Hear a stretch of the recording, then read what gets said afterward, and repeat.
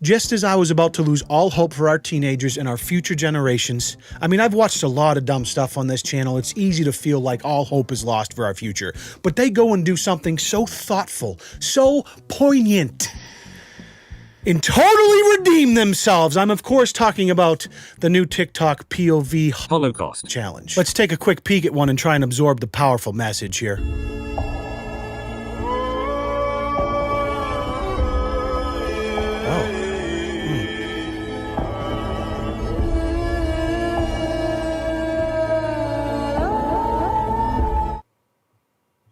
Is it?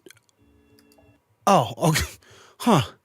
Yeah, I mean, whew, bone-chilling stuff. I mean, just, I can feel, like, chills, you know, just, oh, God. When you feel something, you hear, you see something, and it just you can feel it, it's powerful, you know? I don't know how to explain it, but wow. In case you're unaware of what POV TikToks are, they've become very popular the last several months to a year, unfortunately because they're almost all dog shit. For example, any and all crime, including murder, will be legal for 12 continuous hours. May God be with you all.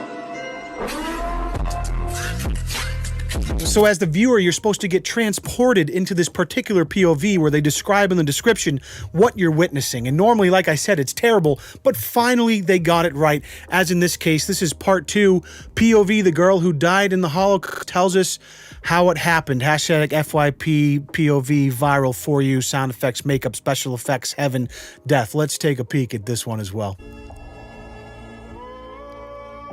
I love stew. Oh no. What the hell? What?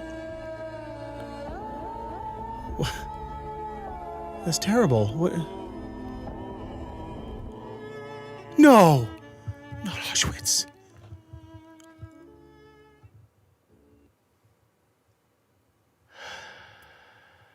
Don't cry on camera, Leon.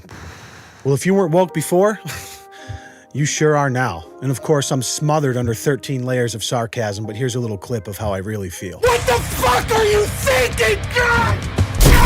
If this is not some of the most tone-deaf, clout-chasing bullshit disguised as spreading awareness that you've ever seen, I don't know what to tell you. I imagine this whole thing started because little Susie Smith from the suburbs sat down one day and was like, man, you know what? I've lived a pretty privileged life and haven't really faced a real struggle a single day in my life. Why don't I put on a bunch of makeup that looks like I've been bruised and burned and maybe a tattered flannel and do some POV bullshit about being a Holocaust survivor? That's activism, right? That's spreading awareness, right? That'll get me likes and follows, right? I mean, hey, it worked. These girls are getting written about on CNN, The Insider. They're going viral on TikTok. I mean, they're all over the internet. Checkmate, snowflakes. Now, naturally, of course, one person does something on TikTok and it probably like gained some attention because it got a lot of engagement because people were like, what the fuck is this? Comments, likes, or whatever. So then other teenagers see that it works and they're like, oh, Susie Suburbs did a fucking POV Holocaust TikTok. That means I should do the same thing because then I can also get likes and follows. And then the next teenager does it and the next thing, and it becomes a trend. Somehow, naturally, this didn't go over well with most of humanity that aren't Holy smokes, I almost said the R word. I have to apologize there. Listen, I'm in my 30s. Growing up, it was normal to say. But in the spirit of 2020 and feelings and shit, I'm not gonna say it. But you understand you understand the point I'm trying to make here. Spend the rest of my days here, 'cause you make me feel like I've been locked out of heaven. What? What was even the point of that? Was there even a caption to what that was supposed to be? Like, if you're gonna POV me, at least give me a little bit of a caption. Listen, I can't speak for anybody else, specifically the Jewish community in this case. I'm 40% Scottish, 60% tomato. I typically don't get offended by most things on the internet. I have the self-awareness to understand why things might be offensive. In this case, obviously, people that have families that have survived these horrific events from however many years ago, that might be a sensitive subject. What I am offended by is the magnificent level of ignorance it takes for these kids to post some dumb shit like this and then try to pass it off as spreading awareness. In this quote from a Wired article where they asked a bunch of teenage influencers why they're pretending to be Holocaust victims, Michaela, 15, from Florida, naturally, says she made her video to spread awareness of the Holocaust. and to share her ancestor's story with the genocide. I'm sorry, spreading awareness about the Holocaust. Yeah, you know, because the Holocaust really flew under the radar, you know? We got to make sure everyone's heard about it. Hey, Barry! Barry! Yeah, have you heard about...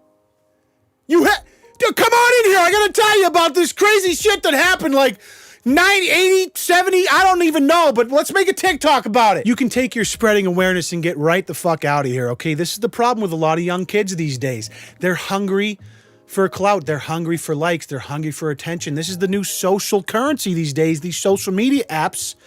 And so they post some dumb shit like this and disguise it as spreading awareness. And the biggest problem is I don't even think they know they're doing this. Hashtag activism, this spreading awareness is 90%, and don't quote me here because I'm just spitballing, is 90% people just looking for attention. You're gonna look me in the eyes and tell me that if social media didn't exist, you'd go to your neighbor's house and knock on their door, hand them a little pamphlet like a Jehovah's Witness and make sure that they're aware of what the Holocaust is. You'd go door to door in your neighborhood spreading awareness for all these tragedies you're so passionate about. Bullshit. No, you wouldn't. And I'm not sitting here trying to disparage people that are passionate about important topics, are passionate about getting the word out about things that are important, but let's not pretend that a massive percentage of activism isn't just clout chasing disguised as said activism and spreading awareness. We can't pretend like that doesn't exist. And that's how trends like this happen, all right? We don't need to spread awareness about arguably the most famous genocide of the last several hundred years. POV, you're a Jewish little girl in the Holocaust and you're being inspected by the Nazis. FYP for you page. Those are hashtags you use if you want to go viral. I just can't even be fucked to understand what's going through kids' head anymore. Kids' head. I cannot be fucked to understand what's going through these kids' head now. Social media has completely scuffed it for everyone. Our brains are being rewired to be completely dumb. I almost did it again. Damn it! And in case you were wondering, yes, the Auschwitz Museum even tweeted about this TikTok trend on Twitter. They said the victims trend on TikTok can be hurtful and offensive. Some videos are dangerously close or already beyond the border of trivialization of history. But we should discuss this not to shame and attack young people whose motivations seem very diverse. It's an educational challenge. That is a very nice way of putting it. That's why I'm here. To attack and shame the young people for doing it. That's the yin and the yang of the internet. I'm the yin, Auschwitz Museum is the yang, apparently. So they made a very long and museum-like statement about the whole thing where they were, educating and trying to talk very respectfully, a lot of verbiage going on here, and they tiptoed around the teenagers and tried to make sure nobody was offended. One thing I like here is they say some of these TikToks were not created to commemorate anyone, but to become part of an online trend. This is very painful. And that kind of sums it up. I imagine some of these kids really thought they were doing something positive, but a majority of them probably were just doing it to hop in on the trend and try to cash in on the likes. And then just when you think teenagers couldn't set the bar any higher, the trend starts growing limbs and all of a sudden we have 9/11 POV TikTok and naturally the third edition Columbine POV TikTok. What's your name? I'm Rachel. May I ask how you died? Okay. Well, 20 years ago, 2 boys opened fire. Yeah.